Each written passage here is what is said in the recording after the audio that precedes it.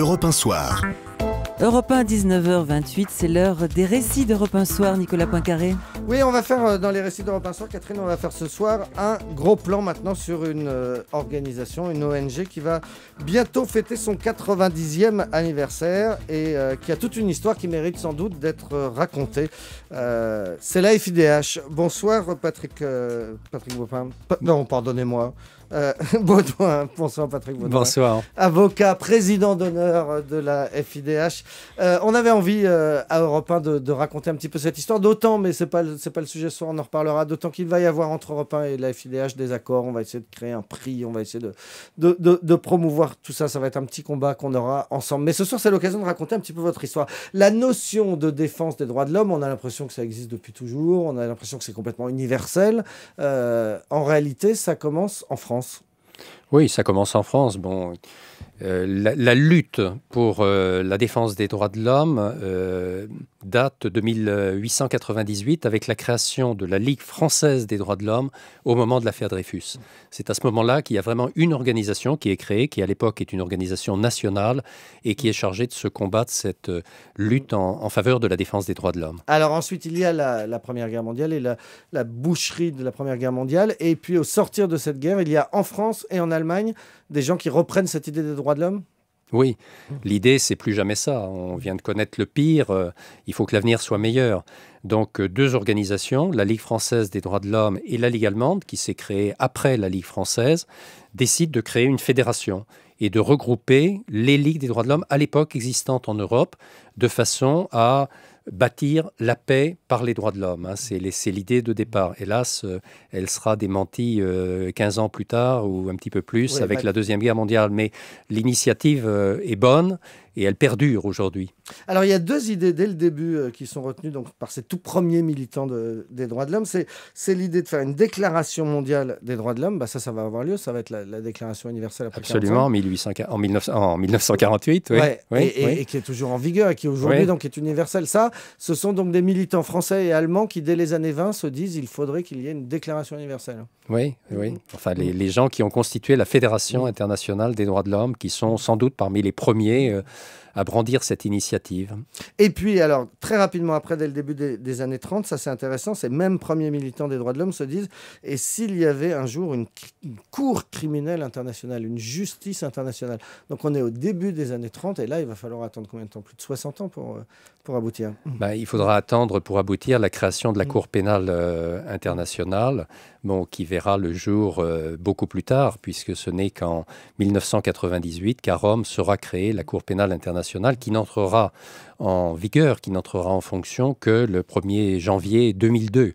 Donc il se sera passé un certain nombre d'années. Ce qui est intéressant quand même, c'est que dès les années 1930, vous avez des esprits qui paraissaient assez utopistes à l'époque, mais qui ont cette idée de créer une justice internationale, partant du principe que les droits de l'homme, c'est bien de les poser sur le papier, mais que s'il n'y a pas de sanctions, s'il n'y a pas de poursuites, hélas, ça risque de laisser rester lettre morte trop souvent. Donc c'est le complément nécessaire. Alors ça, c'était donc l'idée des pionniers, et c'est une idée que vous, Patrick Baudouin, vous avez beaucoup participé à promouvoir, avant même qu'il y ait une Cour de justice internationale. Vous avez fait partie de ces avocats français qui allaient défendre des causes à l'étranger. Aujourd'hui, on en est où alors dans cette idée de la justice internationale? Elle avance, mais doucement. Je crois qu'il faut quand même saluer la création d'une Cour pénale internationale. Il y a encore 30 ans, cela paraissait quasiment impossible. Il a fallu la chute du mur de Berlin, il a fallu, hélas, les événements du Rwanda et de l'ex-Yougoslavie, en Bosnie. À ce moment-là, on a créé des juridictions internationales qu'on appelle ad hoc, c'est-à-dire spécialement compétentes soit pour l'ex-Yougoslavie, soit pour le Rwanda. Et on s'est rendu compte qu'il ne fallait pas les limiter géographiquement, qu'il fallait vraiment aller plus loin, qu'il fallait une juridiction universelle. Et au départ, c'était simplement deux conflits. Oui, c'était deux conflits. Et le Rwanda. Et puis, ça a été élargi au reste de la Voilà, c'était 1994. Les grandes puissances qui avaient été assez défaillantes sur ces deux conflits se sont donné bonne conscience en créant deux juridictions internationales. Et les défenseurs des droits de l'homme, dont nous faisons partie, ont repris le flambeau et ont dit c'est le moment. Et c'est pourquoi on a abouti à la création de la Cour pénale internationale. Alors cette Cour, ce qu'il faut quand même souligner, c'est qu'elle a une vocation absolument universelle et elle a une vocation permanente. Alors on n'en est pas là, hélas. Pourquoi ? Parce que beaucoup d'États n'ont pas ratifié le statut de la Cour pénale internationale. Or, ce ne sont que les États qui ratifient qui sont soumis à la compétence de cette Cour. Alors, je citerai des exemples. Les États-Unis n'ont pas ratifié, la Chine n'a pas ratifié, l'Iran, Israël, la Russie, toute une série de pays qui peuvent être concernés par des violations des droits de l'homme. Donc on est encore un peu au milieu du gué. Il faut que tous les États ratifient le statut pour que cette Cour soit vraiment une Cour devenant universelle. Mais je crois qu'il y a quand même de grands progrès. Bon, il faut voir qu'on a aujourd'hui des chefs d'État en exercice qui sont poursuivis devant la Cour pénale internationale. Bon, je pense à al-Bashir, le président soudanais, ou très récemment à Laurent Gbagbo. Alors al-Bashir, il est poursuivi, mais il est toujours en exercice. Il est toujours en exercice, il n'a pas pu être arrêté, donc ça on le déplore évidemment, mais il y a un mandat d'arrêt international, et malgré tout c'est quand même une entrave pour l'exercice de ses fonctions. Alors j'entends bien, c'est pas totalement satisfaisant, mais je crois qu'il faut continuer dans cette voie. On nous dira aussi la Cour pénale internationale reste un peu sélective parce que ce sont surtout des chefs d'État africains aujourd'hui ou des responsables africains qui sont poursuivis. C'est vrai, mais la vraie question c'est est-ce que ces responsables africains méritent d'être poursuivis pour les actes criminels graves qu'ils ont pu commettre? La réponse, je crois qu'elle est oui. Donc, c'est bien fondé. Ce qu'on peut dire en revanche, c'est qu'il faut que d'autres soient poursuivis. Pas seulement les Africains, qu'on aille chercher en Colombie, en Iran, en Chine, les responsables, voire aux États-Unis, pour ce qui se passe en Irak ou ce qui s'est passé en Irak ou en Afghanistan. Oui, mais alors ça, on en est encore très loin. Parce on en est loin. Vous dites qu'il y a un certain nombre de pays qui n'ont pas ratifié, donc qui n'enverront jamais leurs ressortissants devant la Cour pénale internationale. Ils n'ont pas ratifié, mais l'objectif, c'est qu'ils ratifient. Et je pense qu'il y a de plus en plus de ratifications et que les pays qui restent en dehors ne pourront pas le faire indéfiniment. Alors prenons le dernier président envoyé à la haie pour y être jugé, c'est l'ancien président Gbagbo de Côte d'Ivoire. On a l'impression que là, c'est quand on perd les élections, quand on perd un conflit, qu'on finit par se retrouver à la haie. Tant qu'on est au pouvoir, on n'a aucun risque. Ben, justement, pas forcément. On le voit avec, certes, il a échappé jusqu'à présent à la justice, mais al-Bashir est poursuivi alors que c'est un président en exercice. Même les poursuites contre Gbagbo, ou l'idée de poursuite, se sont trouvées mises en œuvre, ont commencé à être mises en œuvre alors qu'il était encore chef d'État, puisqu'il refusait de quitter le pouvoir. Le problème, c'est qu'il faut évidemment pouvoir les arrêter, les déférer à la Cour pénale internationale. Il faut une coopération des États pour qu'ils aillent jusqu'à la Cour pénale internationale. Donc il faut choisir le moment opportun et le moment où ça devient possible. C'est devenu possible pour Laurent Gbagbo à un certain moment. Alors prenons le président syrien Bachar al-Assad. Pourquoi aujourd'hui n'est-il pas poursuivi? Le monde entier a l'impression qu'il commet des crimes contre son propre peuple. Les poursuites ne sont pas engagées?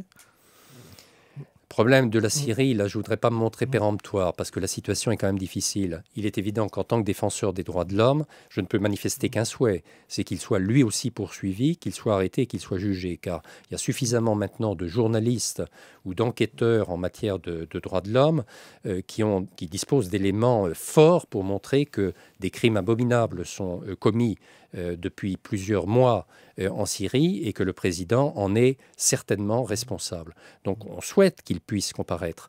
Seulement aujourd'hui, comment arrêter ce président? Déjà, même comment intervenir? Comment protéger les populations syriennes? C'est un objectif. On voit très très bien qu'il est plus difficile à accomplir sur la Syrie qu'il l'est sur la Libye. Donc il faut poursuivre au maximum toutes les manœuvres d'encerclement pour essayer d'isoler ce régime, de le rendre de plus en plus faible et espérer qu'il tombe. Et c'est au moment où il tombera, il faut bien dire que là, je pense qu'un jour ou l'autre, le président Assad, comme Laurent Gbagbo aujourd'hui, devra rendre des comptes devant la justice internationale. Alors, ce qui est intéressant aussi, c'est que ce sont des crimes qui généralement sont dits imprescriptibles, c'est-à-dire que les procès peuvent avoir lieu très très longtemps après, ce qui est une menace pour ces tyrans, c'est de se dire, même peut-être dans 20 ans, dans 50 ans, je serai jugé. Exemple, le Cambodge, où les génocidaires de la fin des années 70 sont en procès en ce moment. Vous en revenez, je crois, de ce procès à Phnom Penh, là encore, pas facile. Non, pas facile. Mais vous allez dire que je suis peut-être d'un naturel optimiste, mais sinon je ne serais pas dans ce combat-là depuis si longtemps, le combat pour les droits de l'homme. Je crois que ce qui est quand même satisfaisant, c'est de voir que 3 des principaux dirigeants Khmer Rouge, donc Khieu Samphan, qui était chef d'État, Nuchea, qui était le numéro 2, l'idéologue du régime, après et avec Pol Pot, et Ieng Sary, l'ancien ministre des Affaires étrangères, qui avait des responsabilités très fortes dans le parti, comparaissent aujourd'hui. Et on les voit, on les a vus devoir rendre des comptes à la justice. Et il y avait dans la salle toute une série de victimes ou de familles de victimes qui attendaient ce jour avec impatience. Et je crois que c'est quand même important que ces responsables-là, un jour, puissent comparaître. C'est important pour la mémoire, c'est important pour l'histoire du pays, c'est important pour la justice, c'est important pour la lutte contre l'impunité.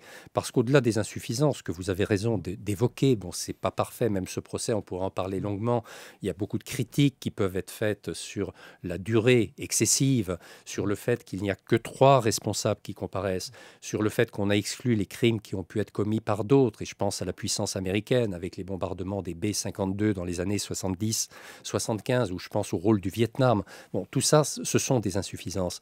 Mais malgré tout, je crois que le vrai progrès, c'est qu'aujourd'hui, il n'y a plus de dictateurs, de bourreaux qui puissent être certains qu'un jour, il ne sera pas poursuivi. Et ça, c'est vraiment un progrès dans la lutte contre l'impunité. Voilà, cette idée des droits de l'homme, elle est née à l'occasion de l'affaire Dreyfus, à la fin du 19e siècle, en France. Elle a grandi après la Première Guerre mondiale dans une amitié franco-allemande. Et puis aujourd'hui, on vient d'en faire le tour très très vite, Patrick Baudouin. Mais aujourd'hui, eh bien, ça donne la FIDH présente dans le monde entier. Et présente aussi pour les révolutions du monde arabe, pour les soutenir, pour espérer qu'elles réussissent et pour aider à ce que d'autres dictateurs tombent aussi dans ce monde arabe. Et elle fêtera donc ses 90 ans l'année prochaine. Ça nous donnera l'occasion d'y revenir. Merci beaucoup, Patrick Baudouin.